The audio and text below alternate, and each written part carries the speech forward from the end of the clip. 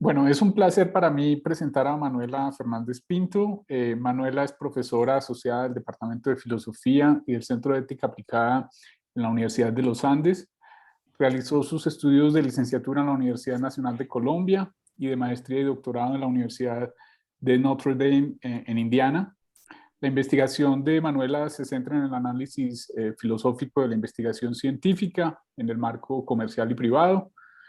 En sus investigaciones busca identificar y evaluar las implicaciones éticas y epistémicas del tránsito hacia la ciencia con intereses privados. En este momento está trabajando en un proyecto de investigación sobre los sesgos en la investigación científica, y en ese proyecto lo que busca hacer es identificar, clasificar y encontrar maneras de superar los distintos tipos de sesgos a los que son propensos los investigadores en la actualidad. Manuela es autora de un gran número de artículos sobre estos temas que han sido publicados en editoriales internacionales y en revistas de prestigio internacional como Philosophy of Science, Theoria, Studies in History and Philosophy of Science, Perspectives on Science, entre muchas otras. El título de su charla es Controversias en la investigación clínica, estudios específicos de raza y el caso de Beidel. Muchas gracias por estar con nosotros, Manuela. Tienes más o menos unos 50 minutos, diría yo, para la presentación. Adelante. Listo, muchas gracias Santiago y Francisco por la invitación y a Santiago por la presentación. Y buenos días o tardes a todos y a todas en la audiencia. Bueno, pues antes de comenzar quisiera contarles un poquito de dónde surge este paper y esta ponencia, esta charla de hoy. Hace ya, yo creo que unos 3 años, venimos trabajando en un grupo sobre controversias científicas con varios filósofos de la ciencia aquí en Colombia, entre ellos el profesor Carlos Cardona y el profesor Álvaro Corral de la Universidad del Rosario, que creo que ambos son miembros de Alfan, si no estoy mal, y el profesor Reinaldo Bernal de la Universidad Javeriana, y varios de nuestros estudiantes también, que pues están interesados en diferentes controversias científicas o en diferentes aspectos filosóficos de las controversias científicas. Y pues a mí en particular me interesa mucho entender cómo en la actualidad, con los modelos de organización de la ciencia que tenemos hoy en día, se dan las controversias científicas. Entonces, pues este caso, esta charla que les voy a dar hoy está relacionada con este tema de las controversias científicas y gira en torno a un caso particular que es el caso de Vital, que es el primer medicamento que fue aprobado para uso exclusivo en afroamericanos para tratar la falla cardíaca congestiva en el 2005.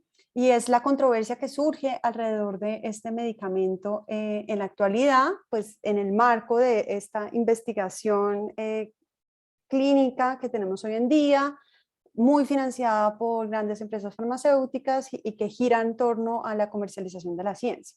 Entonces, eso es como mis intereses en torno a la comercialización y la privatización de la investigación, pues están unidos a esta charla que les voy a dar hoy. Entonces, ahora sí, si me permiten, voy a compartir aquí la presentación. ¿Ven todos? Súper, gracias. Sí. Listo. Entonces, pues les cuento un poco cuál es mi idea. La idea es que vengan y pongo acá el reloj para no pasarme demasiado el tiempo. Esta es la estructura de la charla. Primero les voy a contar un poco de qué se trata este caso. Les voy a presentar lo que sería como una lectura estándar desde la filosofía de la ciencia más tradicional de esta controversia. Luego les voy a contar un poco sobre digamos, un cuerpo de literatura dentro de la filosofía de la ciencia contemporánea, que es el debate sobre ciencia y valores. Y luego yo quisiera presentar una lectura alternativa de esa controversia a partir de las contribuciones de este debate sobre ciencia y valores. Los puntos centrales que quisiera argumentar son los siguientes. En primer lugar, quisiera mostrar que en el caso de la controversia de Beidel no es correcto hablar de controversias puramente epistémicas, sino que en las controversias científicas actuales, y aquí quisiera hacer énfasis en que mi tesis no es acerca de todas las controversias científicas en la historia, sino las controversias científicas que se dan en el marco, o la mayoría, si quieren, de las controversias científicas que se dan en el marco de la investigación actual, convergen aspectos tanto epistémicos como éticos sociales, y que no podemos entenderlos solo aislando uno en particular, no podemos entenderlas aislando lo puramente epistémico. Y al final quisiera también añadir otra tesis, que es que tenemos que tener en cuenta otras dimensiones, no solo la epistémica y la ético-social, sino que me parece muy importante añadir otras dimensiones, y en particular la dimensión comercial, que influyen en el desarrollo de las controversias hoy. Bueno, entonces, esta es mi tesis. Como les dije, pues mi primer punto es presentarles el caso Vital. Entonces, Vital es un medicamento que, como les conté, fue el primer medicamento aprobado para uso exclusivo de afroamericanos en el 2005 por la FDA. Es un medicamento que fue aprobado únicamente en Estados Unidos para tratar la falla cardíaca congestiva. Y esta aprobación de Vital se da a través de unos estudios que se hacen en la década de los 80, 90, entrando en los 90, que es un momento muy interesante porque es un momento en donde empiezan a aparecer varios estudios que muestran que hay una diferencia importante en la manera en que se expresa la enfermedad, que se diagnostica, y en los tratamientos que hay entre los pacientes afroamericanos y los pacientes caucásicos. Entonces, es un momento en el que estas investigaciones que se hacen enfatizando la raza de los participantes, pues están en boom y empiezan a salir varias cosas. Están en boom, entre otras cosas, y voy a profundizar en esto más adelante, porque este es un momento en donde pues hay todo el movimiento por la salud en Estados Unidos, y es un momento en el que se presiona mucho a las farmacéuticas y los investigadores clínicos a que empiecen a diversificar los sujetos de estudio en las investigaciones clínicas. Hasta finales de los 70, comienzos de los 80, el estándar de la investigación clínica es el hombre blanco de mediana edad, de cierto peso. Entonces, todas las investigaciones clínicas se hacen con sujetos de estas características porque se cree que estos son los sujetos más estables, entre comillas, para identificar, para ganar conocimiento en los estudios clínicos controlados, aleatorio controlados. Entonces, bueno, hay una serie de protestas sociales que impulsan la investigación, la diversificación de los sujetos de investigación en la investigación clínica, y estos estudios, el VHEFT y el AHEFT, salen en ese marco. Entonces, ¿de qué se tratan esos estudios? El primero, que es el estudio VHEFT, es un estudio en el que están tratando de probar si el Vital, que es un medicamento compuesto, tiene dinitrato de isosorbida y hidralicina, si este medicamento es mejor que lo que era en ese momento, y aún es una de las terapias estándar para el tratamiento de esta enfermedad, que es el enalapril, que es un inhibidor ACE. Este estudio se hace con una población digamos, diversa. Hay tanto pacientes caucásicos como afroamericanos, y el resultado de esta investigación es que hay mayor reducción de mortalidad con enalapril que con Vital. Es decir, el resultado es negativo para lo que ellos buscaban probar, que era que si el Vital era mejor que el grupo de control, pues les da negativo. Pero a alguien se le ocurre hacer un subanálisis, digamos, tomando solamente los pacientes afroamericanos de este estudio. Y ese subanálisis como que sugiere que en ese grupo en particular, en los pacientes afroamericanos, el Vital sí es un competidor de los inhibidores ACE. Entonces, bueno, obviamente eso no es suficiente para pedir aprobación de la FDA. Lo que hace, preguntan en la FDA y la FDA dice no, tienen que hacer un estudio en concreto con pacientes afroamericanos. Entonces, por supuesto, eso es lo que hacen. Entonces, luego sale el estudio AHEFT, que se enfoca exclusivamente en pacientes afroamericanos, pero el esquema del estudio aleatorio controlado es ligeramente distinto. Entonces, lo que hacen aquí es comparar el tratamiento de Vital más inhibidores ACE con un grupo de control que solamente está tomando inhibidores ACE. Y pues para ver y solo exclusivamente en pacientes afroamericanos. Y el resultado es que hay mayor reducción de mortalidad y hospitalización con Vital, es decir, el grupo de tratamiento le va mejor tanto en términos de mortalidad como en términos de tiempo de hospitalización comparado con los que solamente están tomando inhibidores ACE. Y este estudio, o sea, a partir de estos resultados, la FDA aprueba el Vital en el 2005. ¿Okay? Entonces es como el marco de la aprobación del Vital para que entre al mercado. Ok, esto suscita, o sea, en el momento en que Vital entra al mercado, suscita una controversia muy importante, tanto en los medios como entre los expertos. Entonces aquí simplemente es como, les estoy dando como algunos ejemplos de qué se trata esta controversia. Entonces, bueno, varias personas dicen que esto es racial profiling, ¿no? Que están haciendo discriminación racial a partir de estos estudios. Que están incentivando las categorías raciales en la medicina, etc. Entonces les voy a contar un poco más los lados de la controversia. Entonces, básicamente los críticos del Vital se enfocan en dos cuestiones particulares. La primera es decir que estos estudios específicos de raza, como el AHEFT, que solamente estuvo pacientes afroamericanos, promueven el esencialismo racial. Y en segunda instancia, que esos estudios no producen conocimiento de los mecanismos causales en juego.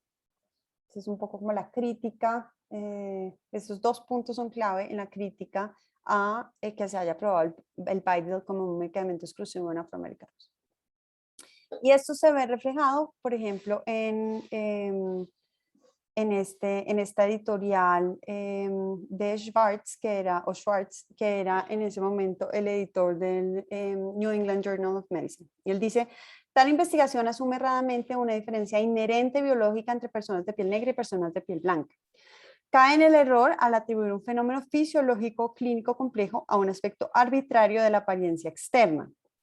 Es implausible que unos pocos genes que dan cuenta de esas características externas pudieran estar significativamente conectados a enfermedades multigénicas tales como la diabetes mellitus o los intricados efectos terapéuticos de un medicamento. Él se opone de entrada a que haya este tipo de medicamentos. Quisiera aclarar también que parte de lo que les molesta a los críticos del Vital es esta idea de que pues están haciendo lo que ellos llaman estudios específicos de raza. Y entonces, ¿cómo funciona esto en la realidad? Entonces, es muy clave aquí que sepamos que no hay ningún determinante biológico o genético que nos permita desagregar a los seres humanos por raza. Es decir, uno no puede llegar y los investigadores le dicen, venga, le tomo una muestra de sangre o de tejido o lo que sea el caso, o de ADN. Yo le tomo esa muestra y le digo si usted es afroamericano o no para participar en el estudio. Eso no existe. La raza es un constructo social en ese sentido. Eso quiere decir que ¿cómo se hacen estudios específicos de raza? Pues se le pregunta al paciente si se identifica como afroamericano o no. Entonces, aquí entra a jugar un rol muy importante ese constructo social. O sea, si los pacientes han nacido y crecido en comunidades que se identifican a sí mismas como afroamericanas, entonces pues van a pasar ese filtro para participar como pacientes afroamericanos en el estudio. Entonces ahí se empieza a ver un poco como el problema en cuestión. Y bueno, y obviamente no producen conocimiento de los mecanismos causales en juego, entre otras cosas porque pues los estudios aleatorios controlados no lo hacen, ¿no? En general, los estudios aleatorios controlados simplemente nos muestran que un medicamento, o sea, guardadas todas las variables, controladas todas las demás variables, que un medicamento en efecto sirve para tratar una enfermedad en particular, ¿no? Entonces, en este caso, lo que nos mostró el estudio AHEFT es que ese tratamiento, el Vital más los ACE, sirven para tratar la falla cardíaca congestiva en esa población particular de afroamericanos. Ahora, no nos dicen cuál es el mecanismo causal detrás de esa efectividad. O sea, sabemos que sirven pero no entendemos por qué sirven. ¿Okay? Y esa diferencia va a ser bien importante. Ok. Y por otro lado tenemos a los defensores. Y vale la pena decir que entre los defensores del Baidu hay muchísimos doctores afroamericanos que les parece que es buenísimo que hayan estos estudios específicos de raza, porque entre otras cosas lo consideran como una reparación histórica de toda la marginalización en la medicina que han tenido los afroamericanos. Y lo que ellos defienden es que la raza sí puede utilizarse como un sustituto, un proxy para encontrar tratamientos a grupos históricamente marginados. Y por otro lado, con relación al segundo punto, que los estudios muestran fuerte evidencia de que el tratamiento funciona, incluso sin entender los mecanismos subyacentes. Entonces, si tenemos un remedio que sabemos que funciona, así no entendamos cómo funciona o por qué funciona, es como un imperativo moral usarlo para tratar a la gente que se va a beneficiar de eso. Así no entendamos cómo, por qué funciona. Entonces, son los defensores.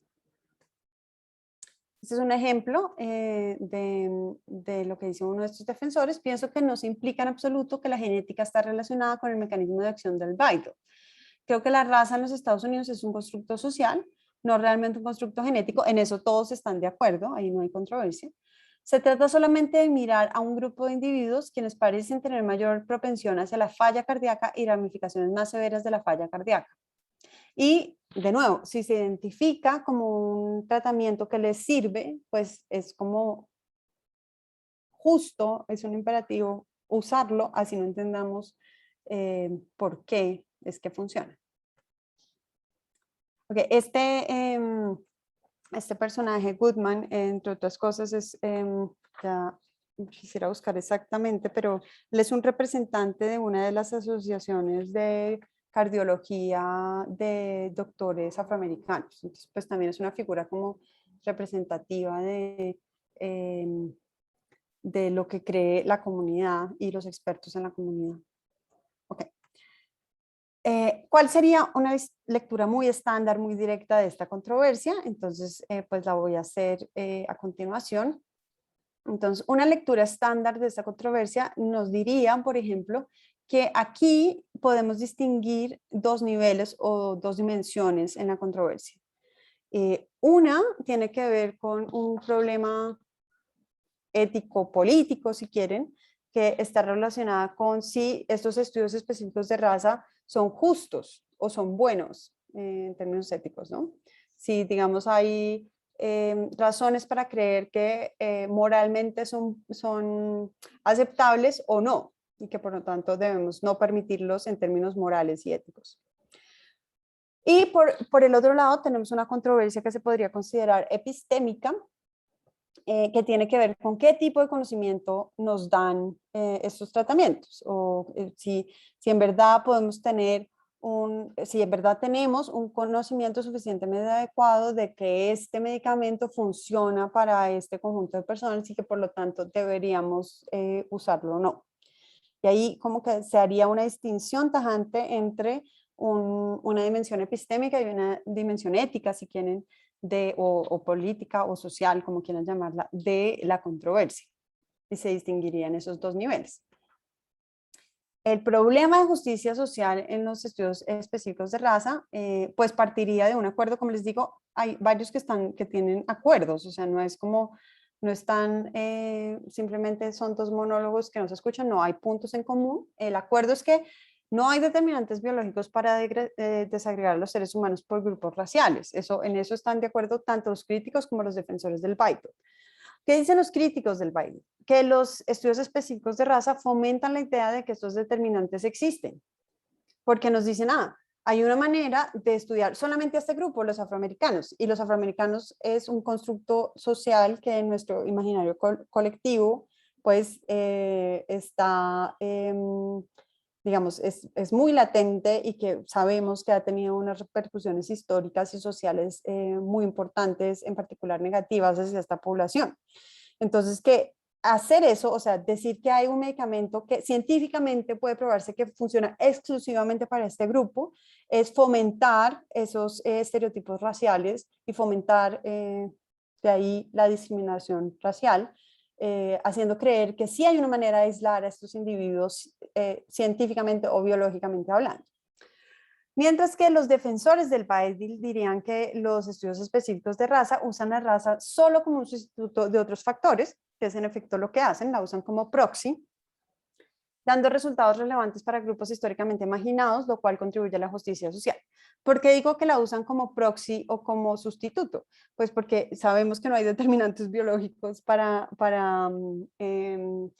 desagregar a los seres humanos en razas, y entonces lo que hacen los doctores es decir, pero esto es muy importante, o sea, es muy importante entender las condiciones, por ejemplo, de la falla cardíaca en la población de afroamericanos.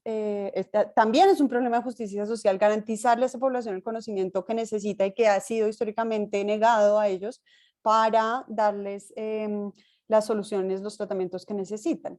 Entonces, ¿qué hacemos? O sea, sabemos que no hay determinantes biológicos para desagregar estos grupos, pero sí podemos identificarlos, o sea, sí podemos decir quién se identifica como afroamericano en sentido social, cultural, y usamos esa categoría como sustituto para ver si los medicamentos funcionan o no. Okay. Y eso es como, de nuevo, un problema de justicia social. O sea, debemos hacer eso porque les debemos a estas poblaciones ese conocimiento que históricamente les hemos negado. So, ahí está esa tensión en términos de justicia social de esta controversia. Y por el otro lado, también está la tensión en términos epistémicos. Entonces, hay un acuerdo común. Sabemos que Weidel funcionan para el tratamiento porque tenemos el estudio AHEF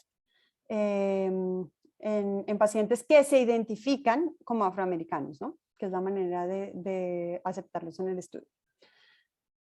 Los críticos del Weidel dicen que identificarse como afroamericano no nos dice nada acerca de los factores que realmente inciden en el éxito del Weidel. O sea, no sabemos que funciona, no sabemos por qué funciona, y entre las razones de por qué funciona va a haber algo que no es ser afroamericano. Va a haber algo que es como, por ejemplo, no tener acceso a las condiciones mínimas de salud y educación, o algo por el estilo. No tenemos conocimiento, en tanto no entendemos los mecanismos subyacentes, y lo que sería importante para darle un conocimiento adecuado a estas personas sería justamente entender esos mecanismos subyacentes. Y los defensores del Weidel dicen que sabemos que muchos medicamentos funcionan sin saber por qué funcionan. Este es el caso, por ejemplo, del acetaminofén. O sea, el acetaminofén ha sido súper exitoso como analgésico a nivel mundial, y aún no conocemos el mecanismo causal detrás del acetaminofén, de por qué funciona. Y esto no impide que lo utilicemos para el tratamiento de varias enfermedades. Es más, de hecho, sería cuestionable tener conocimiento de que funciona y no utilizarlo. Entonces, aquí de nuevo se ve la tensión entre uno y otro. Entonces, esta es la lectura estándar. Tenemos dos líneas. Una es una controversia social y política que podemos entender de manera desligada de la línea epistémica o la controversia puramente científica, si quieren. O algo por el estilo, diría la lectura estándar. Y bueno, yo, como les dije al comienzo, lo que quiero defender es que en las controversias científicas de este estilo, en particular en las controversias científicas que se dan en el marco en el que se hace la investigación científica hoy, que es altamente comercial, con intereses privados, en estudios clínicos, o sea, las farmacéuticas son uno de los motores más importantes de la investigación científica en general hoy en día. Entonces, en ese marco de la investigación científica hoy, yo quisiera sugerir que no se pueden entender estas controversias pensando en lo puramente social y en lo puramente epistémico, que tenemos que lidiar con la complejidad de estas controversias. Entonces, les voy a mostrar cómo, pero antes de mostrarles cómo, les tengo que hacer una pequeña introducción a esta literatura sobre el debate de la ciencia y los valores, que es digamos, un grupo de trabajos muy importante en la filosofía de la ciencia hoy en día. Y bueno, solamente para entender, pues cuando hablamos de valores en sentido general, pues es un sentido muy amplio de valores. O sea, estamos hablando de valores como normas máximas, estándares, virtudes o cánones de inferencia, que es la definición que da Kuhn en su artículo de la atención esencial. O sea, valores simplemente eso que privilegiamos para tomar decisiones. Es una definición muy amplia.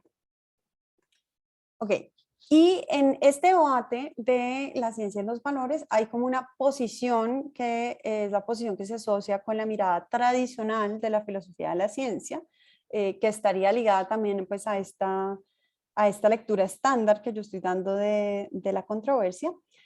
Y bueno, esto es como lo que hay en el corazón de este ideal de la ciencia libre de valores. Entonces traigo aquí una cita de Alkin para ayudarme. Él dice, una característica fundamental de la ciencia en sus concepciones más populares es que lidia con los hechos, no los valores. O sea, hay un fuerte entendimiento de una fuerte dicotomía entre hecho y valor. Y que la ciencia es objetiva mientras que los valores no lo son.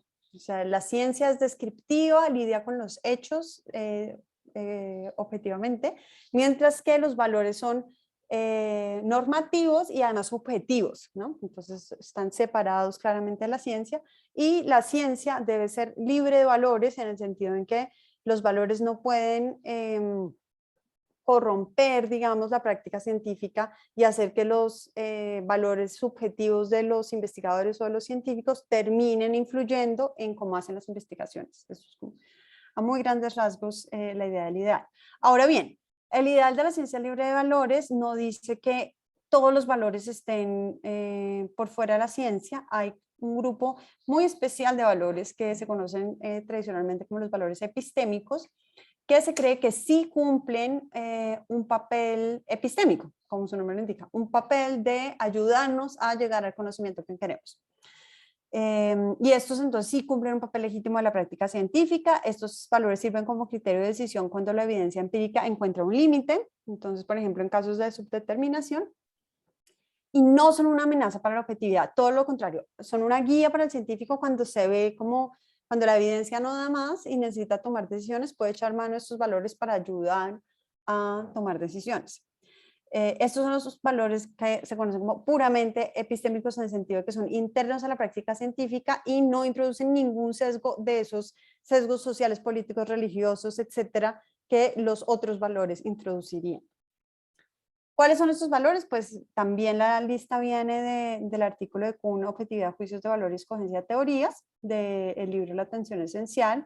Y entonces él identifica estos, otros filósofos han identificado otros más adelante, pero él habla de precisión empírica, simplicidad, consistencia, alcance amplio y fertilidad.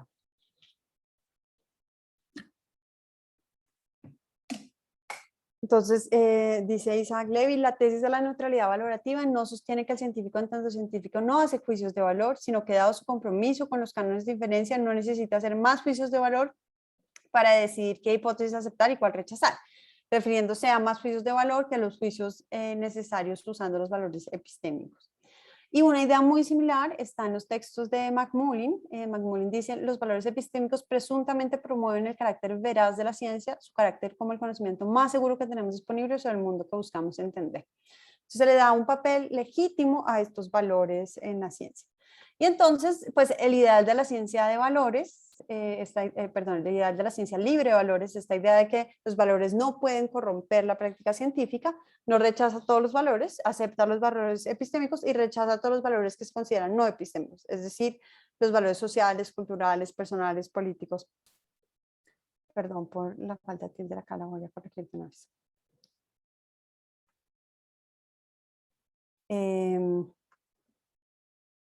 Dejé de compartir, no era mi idea, perdón. La vuelvo a compartir. Listo. ¿Qué se hizo? Acá. Ok. Entonces, esto es lo que dice el ideal de la ciencia libre de valores. Y luego, entonces, tenemos todas estas contribuciones de filósofos más bien contemporáneos. Es un debate que se ha dado más o menos desde los 90 en filosofía de la ciencia, que han hecho muchos argumentos en contra del ideal de la ciencia libre de valores. Rechazando la idea, o bien rechazando la idea que podemos hacer una distinción clara entre valores epistémicos y no epistémicos, o bien rechazando la idea de que los valores no epistémicos no pueden entrar o no deben entrar en la investigación científica. Esos argumentos van desde el mismo argumento de la subdeterminación empírica a las teorías, o sea, esta idea de que la evidencia no nos determina cuál teoría científica debemos escoger, sino que la evidencia, las teorías están subdeterminadas por la evidencia y entonces siempre hay que echar mano de valores para tomar decisiones y que los valores epistémicos en verdad no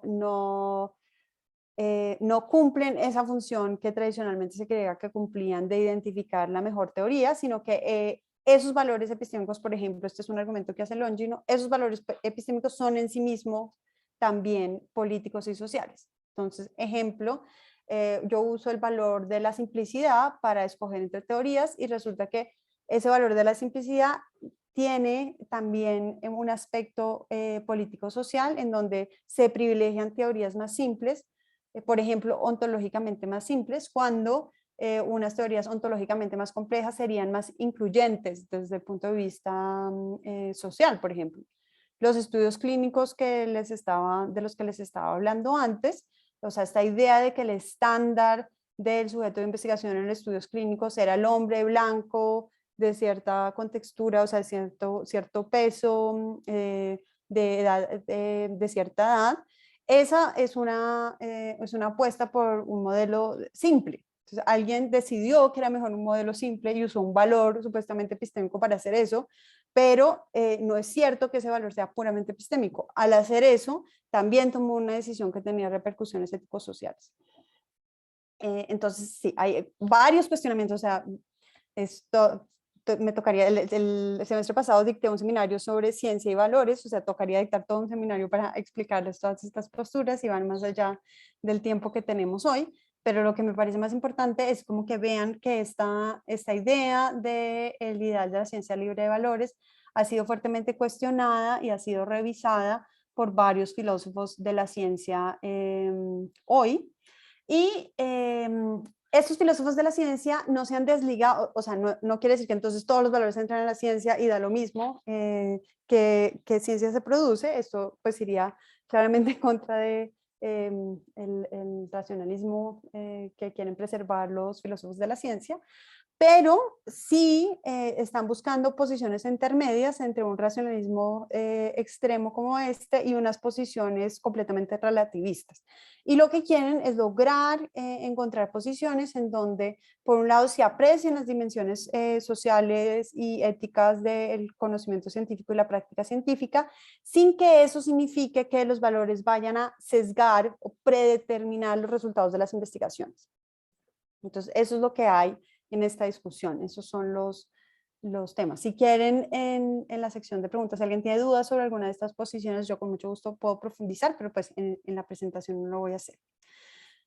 Entonces, hay toda una literatura acerca de cómo los juicios de valor influyen o deben influir el proceso de producción de conocimiento científico. Y si se les da un rol legítimo, o sea, sí hay diferentes posturas que dicen los científicos deben usar juicios de valor. No solo eso, sino que es inevitable también que lo hagan.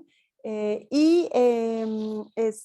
importante que lo hagan de ciertas maneras. Entonces, la pregunta sobre si hay un rol legítimo para los valores en la ciencia se transforma en la pregunta de cómo manejamos esos valores en la ciencia. Entonces, cómo, por un lado, escogemos cuáles entonces son los valores que queremos usar para la práctica científica y cómo entonces usamos en particular esos valores en la práctica científica. Ok. Entonces, a partir de esas ideas y de esa literatura, yo quisiera proponer una lectura alternativa de la controversia sobre el Weidel que les estaba contando. Y mi lectura alternativa está basada en este par de ideas. La primera es que ambas controversias son científicas, propiamente hablando. O sea, no es cierto que una sea más científica que la otra porque una está más ligada a lo epistémico y la otra más a cosas externas y sociales, no. Ambas controversias son científicas y ambas tienen tanto aspectos éticos como epistémicos. Y que no podemos entender las dimensiones de esta controversia sin tener en cuenta ambos aspectos simultáneamente en ambas. ¿Okay? Entonces, lo que voy a hacer a continuación es mostrarles cuáles son esos aspectos epistémicos de la controversia sobre los mecanismos causales, perdón, ¿Cuáles son esos aspectos epistémicos de la controversia sobre la justicia social? ¿Y cuáles son esos aspectos sociales en la controversia sobre los mecanismos causales? Entonces, primero tenemos la controversia ético-social, si quieren, la controversia sobre la raza como sustituto. Lo que era la controversia ético-social, que yo ya le voy a quitar ese nombre porque quiero mostrar que tiene ambas cosas, la voy a llamar la controversia sobre la raza como sustituto. Y aquí es muy importante entender que esta controversia, que parecería desde una lectura estándar o tradicional, puramente social, en verdad está basada en un debate metodológico, epistémico, sobre quiénes deben ser los sujetos de los estudios clínicos. Entonces, como les conté, me adelanté, como les conté ahorita, hasta hace muy poco, hasta los años 80, se aceptaban sin discusión a los hombres blancos de mediana edad como únicos sujetos de investigación en la investigación clínica. Y esto nos llevó a una ignorancia enorme porque se hacían generalizaciones muy imprecisas sobre tratamientos que se estudiaban solo en esta población y que después se querían aplicar a todas las demás poblaciones. Entonces, pues por esto, por ejemplo, no tuvimos un conocimiento adecuado sobre la enfermedad cardíaca en mujeres y muchísimas mujeres murieron, no tuvieron tratamiento oportuno para su enfermedad cardíaca. Lo mismo para el caso de los afroamericanos, lo mismo para muchas otras enfermedades. Hoy en día sabemos que hay diferencias importantes en variaciones fisiológicas, sintomatológicas, patológicas y de reacción al tratamiento en diferentes grupos. Los casos más estudiados es el caso de las mujeres versus los hombres y por otro lado los afroamericanos versus las poblaciones blancas. Y en particular, como les estaba contando al comienzo también, desde los años 80 sabemos que la población afroamericana tiene niveles de riesgo, sintomatología y respuesta a tratamientos distintos a la población caucásica con respecto a la hipertensión y a la enfermedad cardíaca como tal. Entonces ahí ya, o sea, creo que es evidente que estamos hablando de un debate metodológico sobre quién debe hacer parte de un estudio clínico sobre ciertos medicamentos y por qué, desde un punto de vista epistémico, debemos incluir una diversidad de sujetos de investigación. Habrá obviamente también razones políticas de justicia social de por qué incluir a estas personas, pero esas no son las que estoy dando aquí. Las que estoy dando aquí son epistémicas. O sea, lo que quiero decir es la diversidad de los sujetos de investigación en los estudios clínicos nos lleva a obtener un conocimiento más preciso, más justo también, pero eso no importa ahora, un conocimiento más preciso sobre las enfermedades, los tratamientos, las sintomatologías, etc. Entonces, la decisión sobre quiénes deben ser sujetos de investigación en los estudios clínicos no solo es una decisión ético-social, no es solo porque vivimos en una democracia y todos somos iguales y entonces todos debemos estar incluidos. Esa no es solo la razón, o sea, también hay una razón epistémica muy fuerte acerca del conocimiento que debemos y necesitamos producir y sobre cómo entender estos fenómenos de manera más precisa a partir de una inclusión más diversa de sujetos de investigación. Entonces, esta es una por un lado. Y la otra que antiguamente habíamos denominado como en la lectura estándar, yo había denominado como la controversia epistémica propiamente hablando. Le voy a cambiar ese nombre, ahora la voy a llamar la controversia sobre las explicaciones causales o los mecanismos causales si prefieren. Y aquí quiero mostrarles por qué esa controversia tiene también una decisión política social que es inevitable atender para poder entender de qué se trata esta controversia. Entonces, aquí es importante entender que esta controversia parte del debate sobre qué es conocimiento en medicina y su función social. La medicina además es, y esto ya me lo han recalcado varias veces antes, es una ciencia, si se quiere, por lo menos la investigación clínica es una ciencia que tiene una meta social o ética muy clara, quizá muchísimo más clara que otras disciplinas, ¿no? Entonces, pues si hablamos de astrofísica será muy distinto. Pero en la medicina es muy claro que el conocimiento en medicina se produce con el objetivo de curar a los pacientes o de tratar a los pacientes, ¿no? Hay una función social muy clara desde el comienzo en la medicina. Y también es cierto que conocer los mecanismos causales constituye mejor conocimiento, o sea, eso nadie lo critica. Obviamente es mejor saber por qué funcionan los medicamentos que no saberlo, en términos de que es epistémicamente más preciso. Pero a veces exigir este conocimiento puede resultar injusto, ¿no? Entonces hay muchos casos en los que sabemos que el medicamento funciona, no sabemos por qué funciona, pero lo usamos porque es que la gente lo está necesitando. Entonces, pues como les conté el caso del acetaminofén, que es un caso presente, pero piensen en el caso, por ejemplo, de la penicilina. Este es un caso histórico muy relevante. De pronto ahora ya sabemos un poco más de los mecanismos causales de la penicilina, pero cuando se descubrió que la penicilina pues funcionaba para el tratamiento de algunas bacterias, algunos cultivos de bacterias, era muy importante empezar a usarlo. O sea, la producción de penicilina como el primer antibiótico fue una de las curas más importantes de la historia de la ciencia en términos de la historia de la medicina y los avances que hemos tenido para el tratamiento de enfermedades. O sea, fue uno de esos medicamentos que cambió la historia de la humanidad. Gracias a la penicilina y los siguientes antibióticos, pues hemos podido superar una cantidad de enfermedades de las cuales la gente se moría rápidamente en la antigüedad. Entonces, bueno, solo para recalcar como que hay como este imperativo moral de usar esa penicilina o esos medicamentos así no se sepa por qué funcionan. Sin embargo, acá quisiera recalcar, cuando esa ignorancia se intersecta con el concepto de raza, esto resulta un poco más problemático. O sea, este no es el caso de la penicilina, no es el caso del acetaminofén. Este es el caso en el que hay un constructo social, que es el término raza, que se está utilizando como proxy, como sustituto, para poder mirar si un tratamiento funciona en la población de esa supuesta raza o no.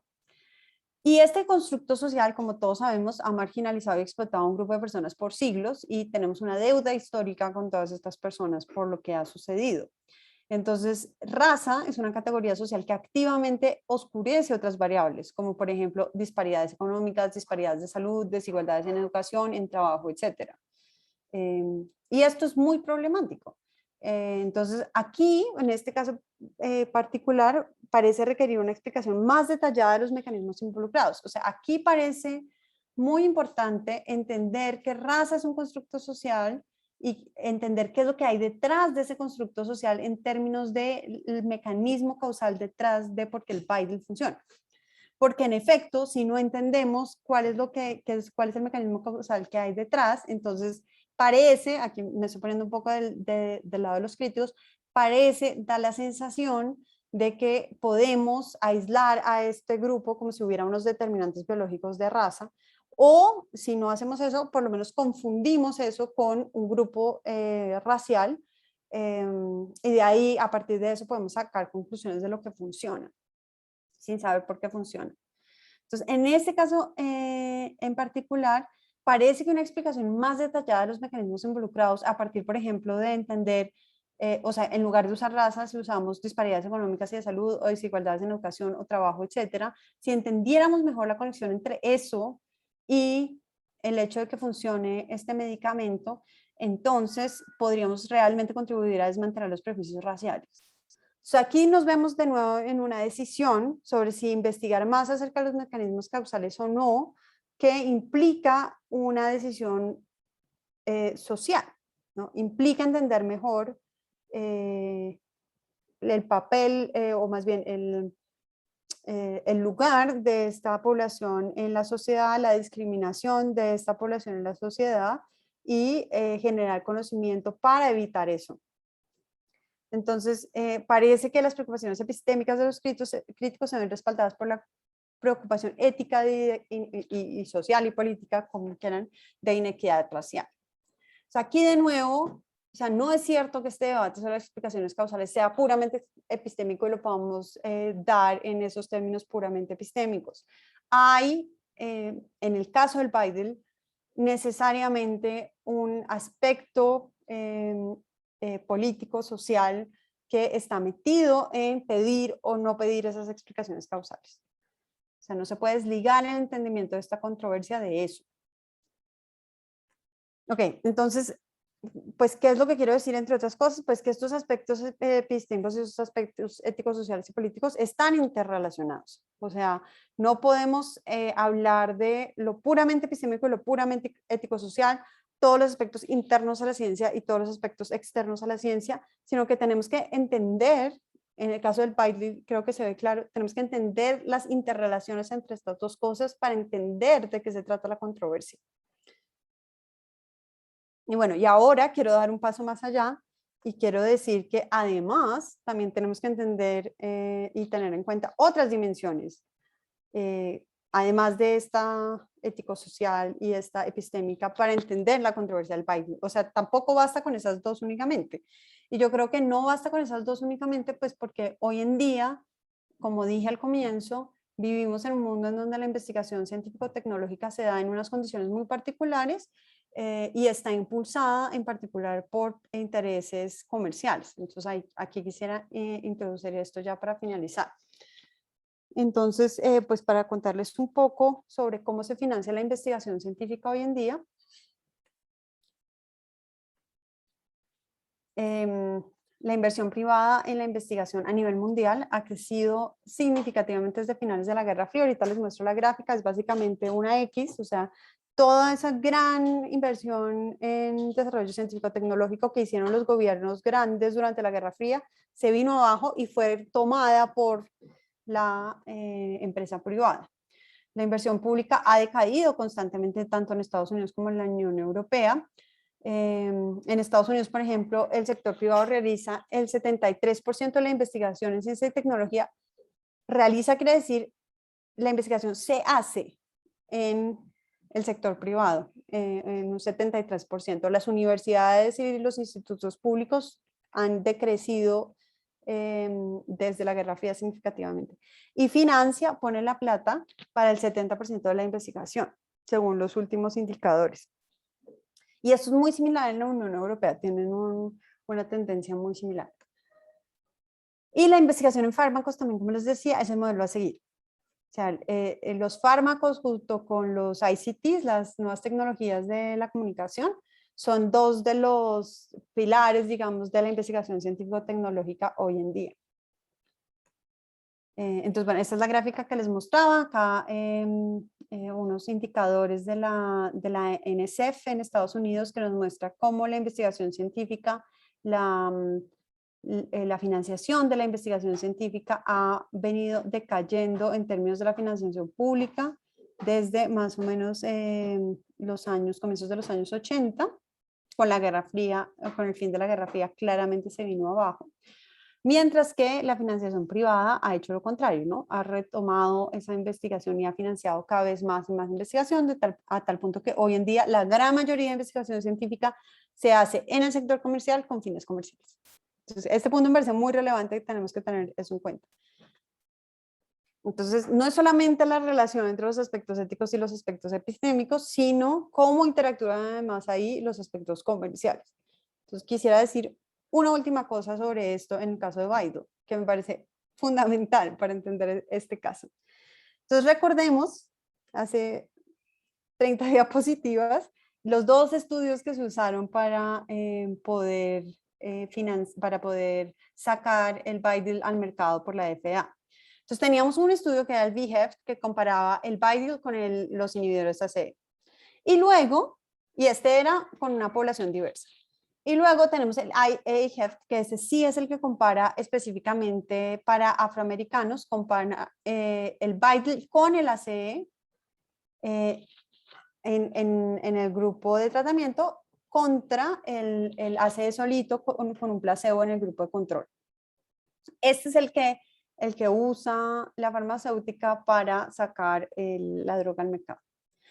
Pero fíjense que esto nos deja un vacío epistémico enorme, porque en particular, como este segundo estudio, se hizo exclusivamente en afroamericanos, a ver, este segundo estudio, se hizo exclusivamente con afroamericanos, Lo cierto es que no sabemos qué tan eficiente es el tratamiento de Bidil más los inhibidores ACE para la población en general.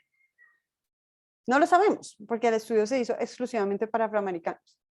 Entonces la pregunta es, ¿por qué el estudio no se hizo para la población en general? Podría resultar que los inhibidores ACE más el Bidil fuera un mejor tratamiento para la población en general. Sí, no lo sabemos porque no ha habido el estudio. ¿Por qué no lo sabemos? Y aquí la pregunta, la respuesta a esta pregunta está claramente ligada a los aspectos comerciales de la investigación. Porque la respuesta a esta pregunta tiene que ver con la patente del medicamento. Entonces, la patente de el Bidil para uso en la población general se formaliza en 1989, cuando estaban terminando de hacer este estudio. Para el momento en que se dan cuenta de que no funciona este estudio con la población en general y que entonces quizá el estudio de subgrupos es mejor, pues ya ha pasado mucho tiempo y se dan cuenta que si patentan el medicamento para uso exclusivo de afroamericanos, entonces pueden formalizar una nueva patente cuyo tiempo empieza a correr en ese momento. Entonces, formalizan la patente para uso exclusivo de afroamericanos en el 2002. El medicamento sale al mercado en el 2005 y a partir del 2002 tienen 20 años de uso exclusivo, ¿no? Es decir, hasta el 2022, hasta el próximo año. Si hubieran hecho este estudio para la población en general, que es el que no sabemos si funciona o no funciona porque nunca se hizo el estudio, tendrían que haber usado esta patente, la del 89, que para el 2002, cuando ya tenían la información completa, pues era 89, 99, 2009. Era muy corto el tiempo. Si la FDA, por ejemplo, aprobaba eso en el 2005, pues era muy corto el tiempo que tenían para disfrutar de la patente, y es decir, no le convenía comercialmente a la farmacéutica hacer eso. Entonces, fíjense que acá tenemos una laguna, una ignorancia muy importante acerca de si este medicamento Bidil, unido con los inhibidores ACE, funciona mejor para la población en general. Es un hueco en nuestro conocimiento que no tenemos, pero es un hueco que está ligado, pues es claramente un hueco epistémico, no tenemos ese conocimiento, está ligado a factores sociales y políticos, porque lo que hicieron fue claramente decir, funciona para esta población marginada en particular. Entonces ahí está la dimensión ético-política, pero es claramente también, tiene una clara influencia también de los aspectos comerciales.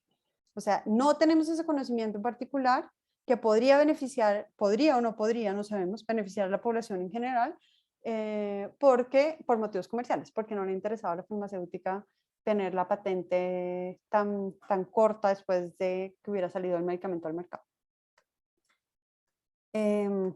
Ok.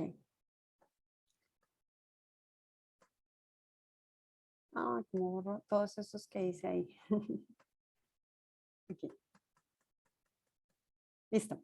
Entonces, pues ya para terminar, retomo mis puntos centrales. Entonces, en este caso, yo creo que no es correcto hablar de controversias puramente epistémicas, y en general en las investigaciones científico-tecnológicas que se hacen hoy en día en este marco comercial del que les estoy hablando, necesitamos entender tanto los aspectos éticos como epistémicos y su interrelación para poder entender las controversias científicas que se dan hoy en día. Y no solo eso, sino que también necesitamos entender esas dimensiones comerciales y cómo entran a jugar con esas otras dos, con los aspectos epistémicos y éticos sociales. Y eso era todo. Muchas gracias.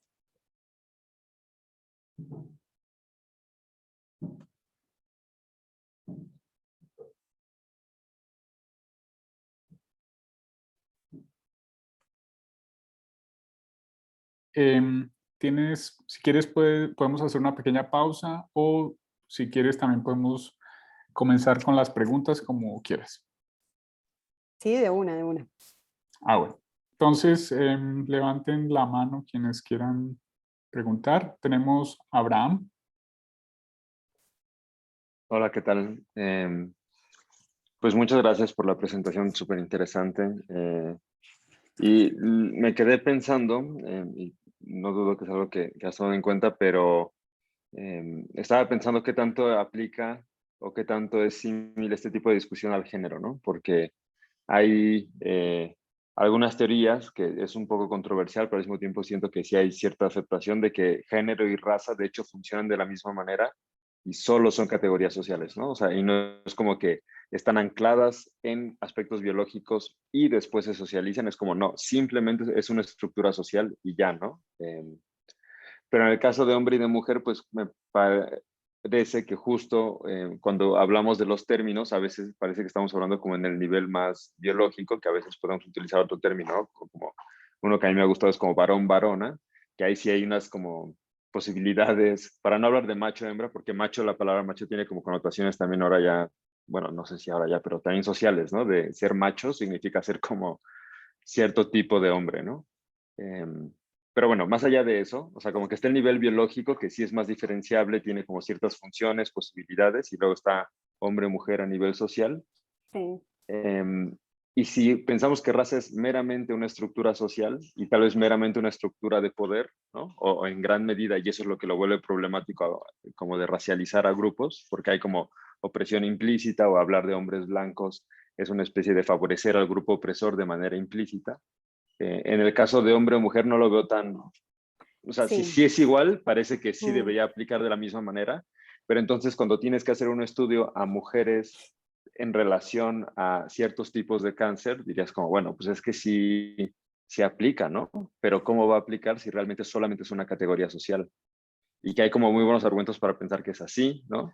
Y Sí. si dices, ah, bueno, entonces voy a hacerlo sobre mujeres cisgénero, en donde hay como esta relación entre funciones biológicas y estándares sociales, dirías como, bueno, eso es discriminatorio, ¿no? Porque hay mujeres que no son así, ¿no? Y sí son Sí. mujeres, ¿no? Y entonces creo que pueden empezar a salir cosas que ya no es tan obvio y a lo mejor sí habría algunos casos incluso clínicos bien concretos en donde podrías agarrar a un grupo de, no sé, de hombres o de mujeres trans y decir, mira, por razones sociales me voy a centrar en este grupo porque son más susceptibles a ciertos aspectos como de tendencias sociales y no dirías como, uy, no, eso está bien raro, ¿no? Porque estás como discriminándolos, como que justo parecería que, no sé, simplemente es, creo que Sí. la pregunta muy grandes No, sí rasgos te, es, sí te ¿qué entiendo, piensas del sí. género, no? Mm, ¿Qué piensas del sí. género y si es Sí, similar o no el es similar género, a lo que tú a mí me presentas? parece que es más complicado, o sea, yo creo que digo con mucha más claridad en el caso de la raza que no hay determinantes biológicos para desagregar a los seres humanos. Em, todos los, digamos, la historia de los estudios de género está basada en gran parte en esa distinción entre sexo y género que tenemos desde de Beauvoir, sino antes, esa clasificación que tú estabas haciendo acerca de la diferencia entre el nivel biológico y el nivel social.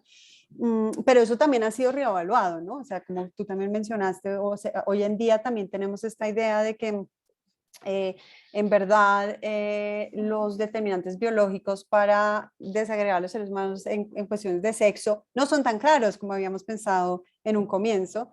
En últimas, la biología también es, pues hay que pensar que las ciencias también son instituciones sociales, o sea, las ciencias las hacemos los humanos, no nos son dadas por una deidad o algo por el estilo. Las ciencias las hacemos los humanos y por lo tanto también son susceptibles, eso es otra cosa que sale de esta literatura sobre ciencia y valores, también son susceptibles a pues tener los valores, los prejuicios, los sesgos de los contextos históricos en donde se producen esas teorías científicas y esas investigaciones científicas. Pero, y ahí es donde yo creo que el caso del género es ligeramente distinto, o del género sexo, como quieran llamar. En ese caso, yo creo que si queremos decir que hay algo biológico, que no es meramente un constructo social. O sea, yo como filósofa de la ciencia no quiero decir que toda la ciencia es puramente un constructo social, que sería una posición que podrían tomar fácilmente algunos historiadores o sociólogos. Esa no es mi posición. Yo creo que sí hay evidencia empírica acerca de ciertas categorías importantes. Ahora, que varían con el tiempo y que a medida que tenemos una ciencia más elaborada o entendemos cosas nuevas, pues cambiamos esas categorías, también es verdad. Entonces yo creo que hoy en día tenemos una visión del sexo biológico muchísimo más rica y compleja y empíricamente adecuada que la que teníamos hace 100 años. Y yo creo que parte de eso es, por ejemplo, entender que tenemos... que los seres humanos nos dividimos en más de dos categorías, o sea, que esta idea dicotómica de que solo hay hombres y mujeres, o como tú decías, varón y varona, me gustó, es muy restringida, ¿no? O sea, no da cuenta de lo que hay en el mundo en términos de la diversidad sexual, de la diversidad en términos de sexo. Entonces, sí, pues eso lo tendríamos que tener en cuenta en los estudios clínicos. Sí, yo creo que sí. Y tenemos que entender también que la biología es una institución social y que la ciencia la hacemos los humanos y que esas categorías pueden cambiar. O sea, todo eso estoy de acuerdo con eso. Pero sí, me cuesta más trabajo, sobre todo para las funciones reproductivas, que es la diferencia fundamental a partir de la cual entendemos estas diferencias de sexo, pensar que no hay determinantes biológicos. O sea, ahí parece que hay algo distinto que en el caso de raza. Y eso es controversial y es un debate. O sea, yo creo que ahí, o sea, nos quedaríamos acá hablando de esto para siempre. Pero también creo, por ejemplo, con respecto a lo que dijiste, si queremos entender mejor cómo funcionan las enfermedades reproductivas, por ejemplo, en mujeres, pues hoy en día, pues a mí sí me parece que deberíamos incluir, por ejemplo, a hombres trans para entender esto. O sea, de pronto no es en mujeres, sino es en otra categoría que involucra, que incluye tanto a las personas que se identifican como mujeres como a los hombres trans, que les atañe a todos y que es un conocimiento que va a ser útil para todos, por ejemplo. O sea, me parece que deberíamos tener esa aproximación más diversa para generar un conocimiento que sea más preciso para todos. Entonces, bueno, ese sería, pero pues, nos podríamos quedar hablando, Abraham, porque creo que es un tema bastante rico. Sí, muchísimas gracias. Digo, un poco Vale. justo, ¿no? Creo que la idea sería que en ese caso, y no voy a ocupar mucho más tiempo, es que ahí se intersecciona de otras maneras, ¿no? Como que tiene varias variantes que tal vez permitirían generar esos grupos, ¿no? Y sí, justo eso me parece que es más difícil negar en ese caso que a veces hay, digamos, constreñimientos o ciertos aspectos biológicos que no sé, que está difícil de dejar de lado. Pero sí, muchísimas gracias. Ya si hay tiempo, algo más preguntaré. Muy bien, tenemos a Jorge Montes. Hola, ¿qué tal? Gracias por la presentación. Te habíamos leído en clase y pues ahora es un gusto escucharte. Yo me enfocaría un poco más sobre el término de lo que es ser afrodescendiente. Creo que es un gran problema porque si solamente nos quedamos con la cuestión fenotípica, creo que es bastante limitada. Porque vamos, qué nos dice ser afrodescendente? Si es de un origen o es una geografía o en tal caso es una autodefinición, ¿no? Porque si tú le preguntas a alguien que tú consideras que es afrodescendiente, te puede decir, no, no soy afrodescendiente, yo soy negro, ¿no? Entonces, desde ahí ya hay un problema. Lo que pasa es que creo que históricamente, quizá en los Estados Unidos, es una idea de reconocer a ese grupo social, ¿no? Pero en el momento de que queremos reconocer a ese grupo social, y pasa aquí en México también con población indígena, por ejemplo, ¿no? Creamos un racismo y en este caso cuando se formaliza la patente, ahora es un racismo institucional totalmente, ¿no? Entonces, podríamos hablar de una historia clínica negra o una historia clínica de un afroamericano, pues es complicado, ¿no? Entonces, yo me enfocaría un poco más yo entiendo que la partición de los valores es súper importante, la cuestión ética también, pero ¿por qué no meternos también en esta parte de definir o si es un estudio de caso en específico, qué es ser afroamericano, ¿no? No, pero es que le pegaste al punto central, es que, claro, Claro. parte del problema es que no hay una definición de eso y que, y en este sentido es análogo al género, es que lo que tenemos a la mano para hacer la investigación es cómo las personas se identifican. Entonces, esta persona, por ejemplo, que tú decías, si es afrodescendiente, pero dice, no, no soy afrodescendiente, soy negro, esa persona no entra en el estudio porque no se identifica como esa categoría que ellos están buscando, que es afro. Total. Y entonces uno, un poco como desde la mirada del científico o del filósofo de la ciencia quiere decir, no, pero ¿qué es lo que eres realmente? Independiente de lo que te identifique.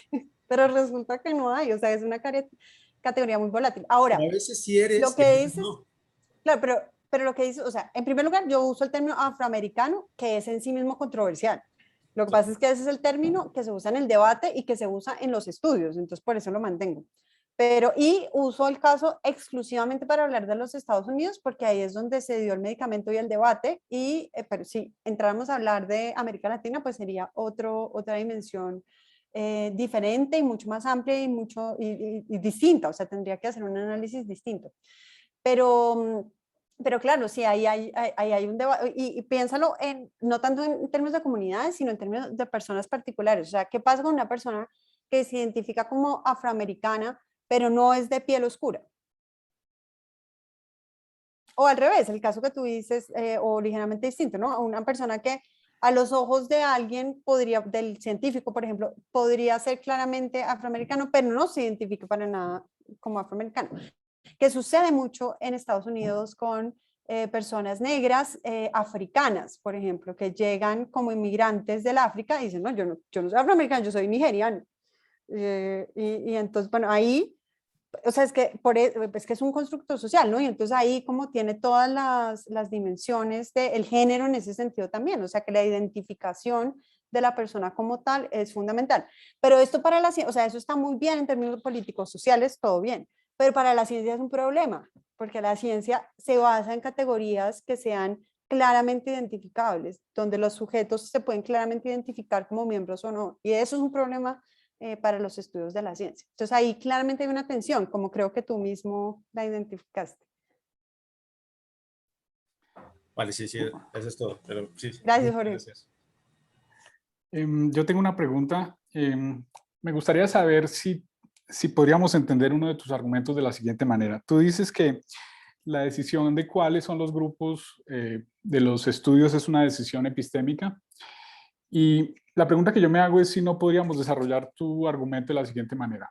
Uno de los supuestos de las personas que creen que es simplemente una decisión no epistémica es que la raza es un constructo social y como tal no es pertinente para establecer relaciones causales. No podríamos decir que esa es una concepción equivocada en el siguiente sentido. Los constructos sociales tienen implicaciones en los hábitos de la gente, en las condiciones ambientales de la gente, el acceso a la salud, etcétera. Y no hay una razón a priori para pensar que esas consecuencias de esos constructos sociales sean causalmente irrelevantes. Entonces, Sí. sí. Pero yo creo que se devuelve, porque yo creo que justamente a lo que están apelando esos críticos es a decir, y es que es eso que está detrás del constructo social lo que en realidad nos interesa, porque ahí es donde vamos a poder establecer relaciones causales.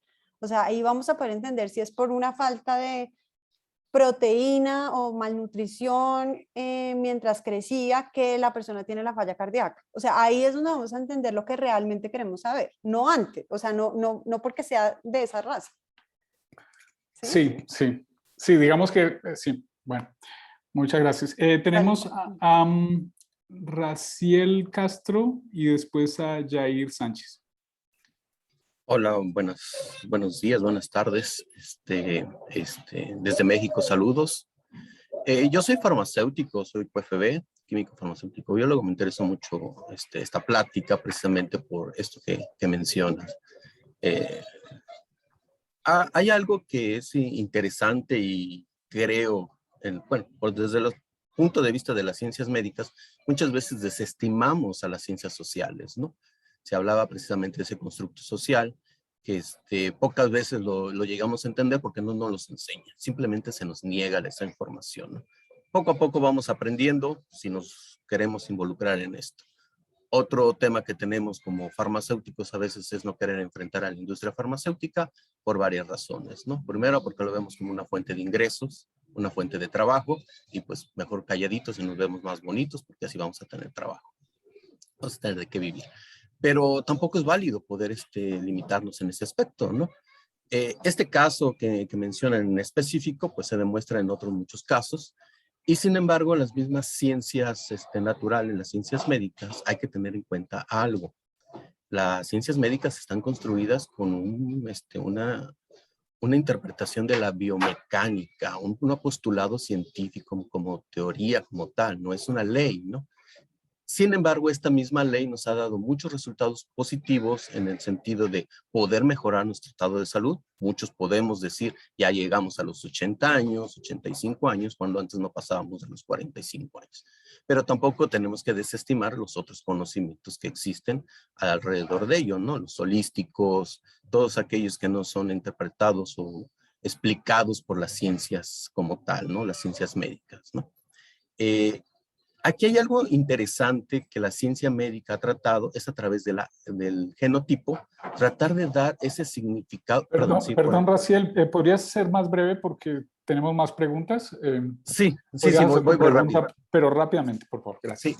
Sí, precisamente esta era la cuestión, ¿no? Yo veo que precisamente ahí en la interpretación, la ciencia ha tratado de dar una interpretación genotípica a la carga genética, ¿no? También hay una polémica, ¿no? En este caso, ¿quién es o no afroamericano? Sí, en la carga genética, ¿no? En ese aspecto. Para tu opinión, ¿qué podemos ver ahí, ¿no? Sí, ok. Vale, porque hay un tema que yo no toqué acá, pero que claramente está subyacente, es el tema de los análisis genéticos de las famosas pruebas de ancestría que tenemos hoy en día, ¿no? Y entonces, hoy en día, pues yo dije como no podemos desagregar a los seres humanos, no hay determinantes biológicos para desagregar a los seres humanos en razas, entendiendo razas como estos constructos sociales que tenemos en nuestro imaginario de lo que son las razas, ¿no? El afrodescendiente o el africano, si quieren, el asiático, el amerindio y el europeo, ¿no? O sea, como esas grandes razas de nuestra historia que se crearon en la modernidad y que llegan hasta ahora. Entonces, eso no existe. Pero a partir del análisis del material genético, hoy en día podemos sí hacer distinguir a poblaciones en diferentes, a un individuo en diferentes grupos poblacionales, ¿no? Le podemos decir de dónde vienen sus ancestros, dados unos grupos poblacionales, es decir, unos clusters, ¿no? Unos grupos de personas que tienen ciertas características genéticas. Entonces yo le puedo decir a alguien si es Sami, si tiene ancestría Sami por allá al norte de Finlandia, o si es judío sefardí o no, como unos grupos que por haber convivido durante muchos miles de años en los mismos lugares, desarrollaron ciertos indicadores genéticos propios de esos grupos. Ahora, yo creo que eso no coincide con nuestras ideas de raza, eso es otra cosa y por eso hoy en día se habla es más bien como de grupos poblacionales o de grupos de ancestría o se usa otra terminología. Y yo creo que esos no nos van a poder identificar tampoco quién es afrodescendiente, o sea, no con el concepto de raza que tenemos actualmente. Y pues también hay muchos, y de esto también podríamos hablar, hay muchas controversias sobre cómo se determinan esos grupos poblacionales, ¿no? Y ahí también, eso sí que se ha dado desde el marco comercial, ¿no? Porque claramente los que han desarrollado esta ciencia han sido en su gran mayoría, pues las compañías como 23andMe y Ancestry.com que han buscado pues la comercialización de este tipo de análisis de ancestría. Entonces, sí, no, ese es otro tema que no toqué, pero Raciel, tienes toda la razón que está relacionado con esto de lo que estoy hablando. Sería en el paper como que hago una anotación de eso. Muchas gracias. Tenemos 6 minutos y 3 preguntas, entonces, por favor, breves, bien puntuales. De pronto podría recoger las 3 y... Bueno, entonces una. pueden hacerlas cada una muy breve para que Manuela pueda responderles. Adelante. Teníamos a Yair, después tenemos a Arturo y después a Iván. Listo, hola, listo Manuela, muchas gracias por la presentación.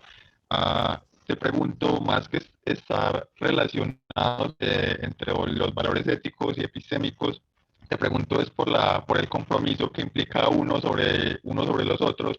¿En qué sentido? En que tener un compromiso ético implica también un compromiso con los valores epistémicos, un compromiso con la verdad. ¿Por qué lo digo? En el caso de que no supongamos una atención sobre estos parámetros que han sido históricamente invisibilizados, por ejemplo, a los constructos de raza. Entonces, si en el caso de las personas afrodescendientes o afroamericanas no se hubiese o no se ponga atención sobre sus parámetros sociales, esto implica una revisión ética, implica también que la no revisión de estos parámetros sociales nos oculte cosas respecto a la verdad, nos oculte cosas respecto a ciertos estudios que podrían realizarse o que se podrían dar en aspectos a futuros. Entonces, digamos, no revisar aspectos éticos implica no revisar aspectos de conocimiento científico. Entonces, es eso, o sea, cómo no revisar uno implica la no revisión de otro, y esas dos implicaciones implican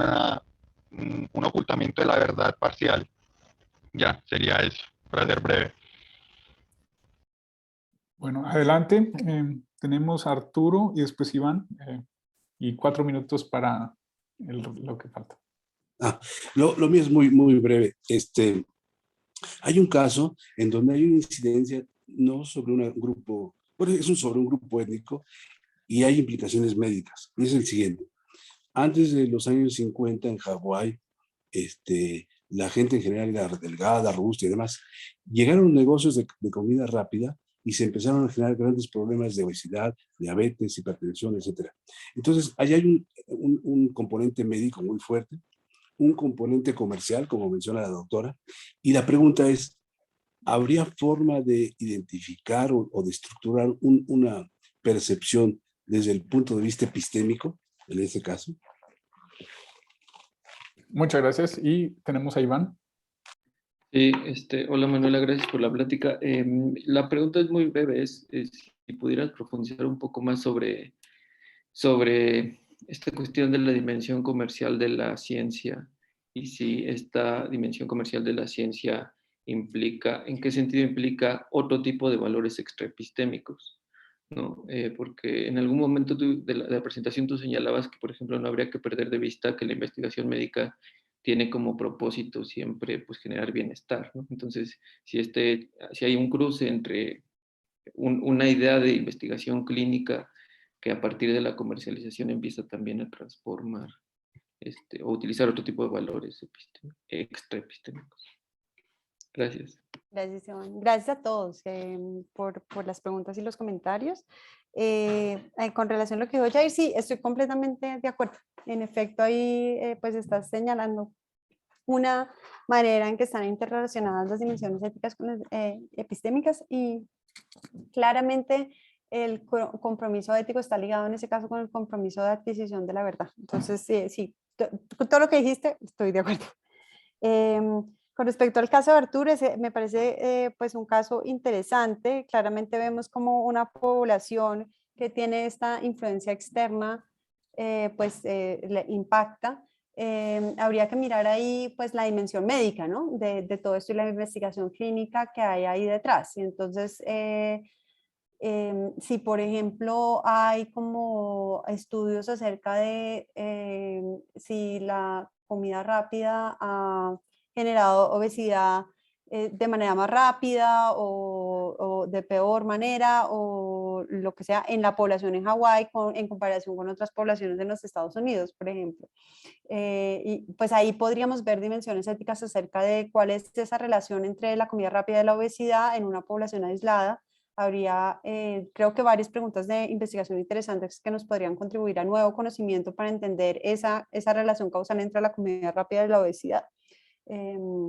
Sobre todo porque también tenemos población nativa en Hawái, entonces sería interesante ver cómo funciona eso. O sea, sabemos, por ejemplo, que hay poblaciones nativas que en donde tenemos estudios en donde se adquiere conocimiento acerca de la diferencia, por ejemplo, entre el consumo de tabaco o el consumo de alcohol, y cómo diferentes poblaciones nativas quizá tienen diferentes reacciones a este consumo a las poblaciones ya occidentalizadas. Entonces ahí habría una oportunidad de nuevo conocimiento, es decir, una dimensión epistémica. Si se ha hecho o no, no sé porque no conozco bien el caso, pero sería interesante mirar. Y con respecto a lo que dijo Iván, no, pues de esto podría decir mucho, porque obviamente este es mi tema de investigación, cuáles son esas dimensiones comerciales y cómo afectan la producción de conocimiento científico. Pero algo que me parece importante, que creo que de pronto te interesaría por tu pregunta, es, pues yo creo que hay que mirar en qué sentido se alinean o no estos intereses o estos valores en una investigación científica. Entonces, hay casos en donde la investigación, los intereses comerciales de la investigación están muy bien alineados con los intereses epistémicos.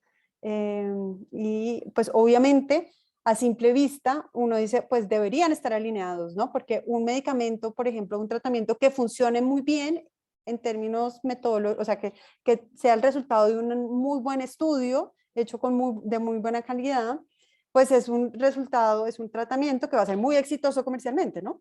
Entonces ahí hay como un interés mutuo de que la buena ciencia pues es buena, genera buenos productos, ¿no? Y esto es como una retórica muy común en las farmacéuticas, por ejemplo. O sea, hacer buena ciencia es muy importante para generar buenos productos.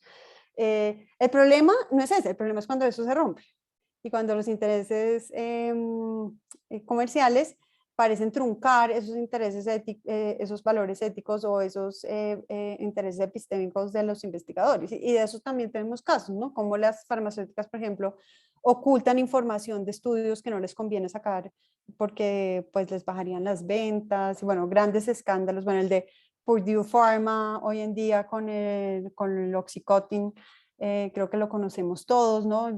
Cuando tuvo la empresa conocimiento de que ese medicamento era altamente adictivo y ya tenían conocimiento y lo dejaron en el mercado, etcétera, etcétera. Entonces, bueno, ahí es como cuando se rompe esa alineación, creo yo, es cuando se generan casos interesantes, pero también muy graves en términos del impacto tanto para las personas, que es el más grave, ¿no? O sea, para los pacientes que mueren o se vuelven adictos, etcétera, tanto para el punto de vista social como para el punto de vista epistémico, porque dejamos o bien de generar conocimiento que necesitamos, o bien de conocer el conocimiento, ¿no? O sea, como que también lo ocultan y lo entierran. Entonces, sí, es en ese rompimiento, digamos, esa alineación en donde yo veo el problema. Bueno, muchas gracias, Manuela. Manuela se tiene que ir pronto. Sí, Entonces, pero muchas les gracias. agradezco mucho a todos y a todas por escuchar mi charla y por todas las preguntas. Espero y les dejé mi mail al final de la presentación si quieren mantenerse en contacto. Perfecto, muchísimas gracias. Francisco, ¿quisieras anunciar la próxima charla? Sí, bueno, agradecerle a Manuela por la excelente charla y por todas las preguntas que quedaron abiertas, ¿no es cierto?, de reflexión. Y agradecerte a ti, Santiago, también por ser el host de la sesión y dejarlos a todas y a todos invitados para la próxima sesión, que será el viernes 24 de septiembre, en un horario similar, es decir, 11 de la mañana, horario Ciudad de México. Y en esa oportunidad, Sandra Lasser será la encargada de dar la charla, profesora de la Universidad de Buenos Aires, investigadora del CONICET de Argentina. Así que pronto estaremos en contacto vía las redes sociales para anunciarles el tópico y el abstract de la presentación. Y muchas gracias, que tengan una buena tarde, noche o mañana, según donde se encuentren. Bueno, muchas gracias, Santiago y a Francisco por la invitación. Que estén bien. Bueno,